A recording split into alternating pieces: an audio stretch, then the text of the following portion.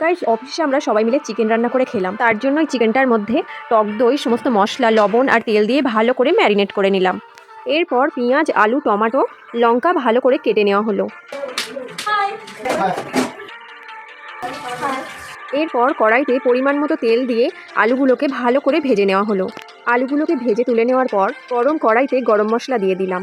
একটু নেড়ে চেড়ে এর মধ্যে পেঁয়াজগুলোকে দিয়ে দিলাম। পেঁয়াজগুলো একটু ভাজা হয়ে গেলে এর মধ্যে চিকেনগুলোকে দিয়ে দিলাম। এখন চিকেনটাকে ভালো করে কষিয়ে নেওয়া হচ্ছে। এর মধ্যে পরিমাণ মতো সমস্ত মশলা দিয়ে দেওয়া হলো।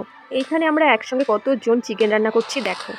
চিকেনটা প্রায় অর্ধেক রান্না হয়েই গিয়েছে।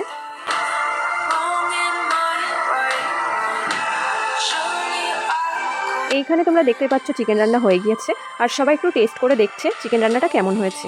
সবার শেষে খাওয়া দাওয়া কমপ্লিট করে আমরা আবার কাজে লেগে পড়লাম। তারপর ওই দিন খেলা হচ্ছিল। বিকেলের টাইমে আমরা সবাই মিলে খেলা দেখলাম। খেলা দেখে সোজা বাড়ি চলে এলাম।